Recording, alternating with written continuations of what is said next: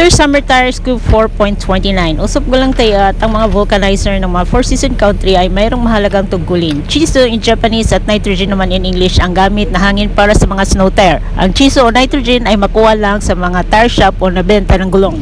Lagnat remover or lagnat wrench hammer, car jack or car clip-on, tire stopper, tire jar or tire spoon ay ang mga kasangkapan na kailangan upang magampanan natin ang sariling sikap ng pagpapalit ng gulong. Ang mga kasangkapang ito ay mahanap sa ilalim ng compartment ng car. Kailangan din ng malaking plastic bag na kakasya ang gulong at marker. Ito ay mabibili sa Hyakuyan Shop. Tire rotation ang ating gawin dahil hindi kasi bago pero magamit pa na isang taon ang pagkikipagharap kay winter ang aming snow tire. Ang unang hakbang na ating gawin ay ang mag-setup. Lagyan ng stopper ang gulong at ang katabi ay ang car jack or car clip-on. Ang pangalawang hakbang ay ang pagtanggal ng car wheel ng summer tire gamit ang tire jar or tire spoon. Ang pangatlong hakbang ay ang mahabang paliwanag tungkol sa car jack or car clip. Kailangan kasing ilak ang car jack or car clip. Mayroon kasing iba't ibang setup ang car jack or car clip. Depende kung anong uri ng car jack ang mayroon sa car. Kapag nasiguradong nalak na ang car jack ay maaari nang iangat upang magaan ang pagkilo sa susunod na hakbang tungkol sa lagnat. Ang pangapat na hakbang ay ang pagluwag ni lagnat. Kailangan ni lagnat wrench si lagnat wrench hammer upang makapwersang maluwag ang lagnat. Yan ang apat na lagnat ang humahawak ng gulong. Tandaan, hindi mo na tanggalin ang apat na lagnat. Kailangan lang maluwag ang apat na lagnat. Ang panglimang hakbang ay ang paglapat ulit ng car jack. Dagdagan ang taas upang maayos ang pag-alis ng summer tire at pagpasok ng winter tire. Meron ding dalawang uri ang lagnat, ang winter lagnat at ang summer lagnat.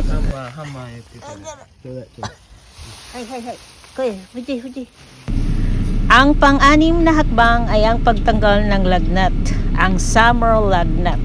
Ang apat na summer lagnat na humahawak ng summer tire. Ang ikapitong hakbang ay ang pagtanggal ng summer tire upang ipasok ang winter tire para makompleto ang pakay ng pagpalit ng gulong sang-ayon sa nababagay na gulong para sa paglamig ng panahon. At para balak ang winter na gulong ay kailangan ng apat na winter lagnat upang maghawak sa gulong. So ayan na, screwed na ang apat na winter lagnat sa apat na winter na gulong.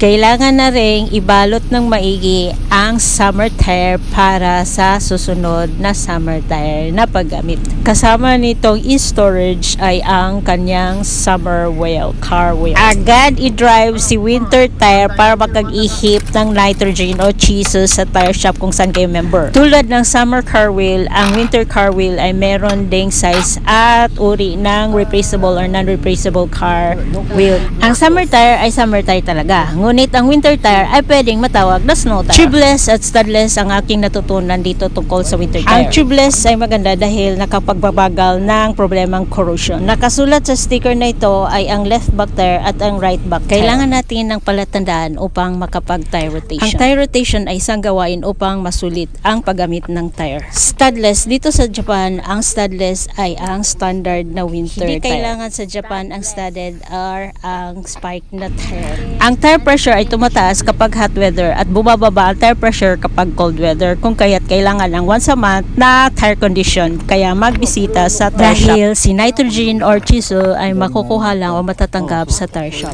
Kadalasang problema ng winter season tungkol sa gulong ay ang corrosion, kung kaya't mas mahalaga si nitrogen ang gamitin para sa winter tire or snow tire.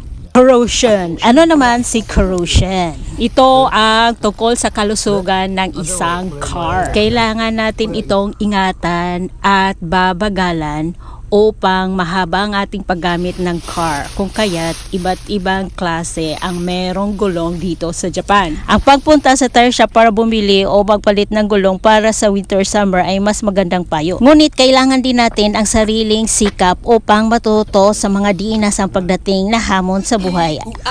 Ting tang walla walla bang bang ting tang walla walla bang bang ting tang walla walla bang bang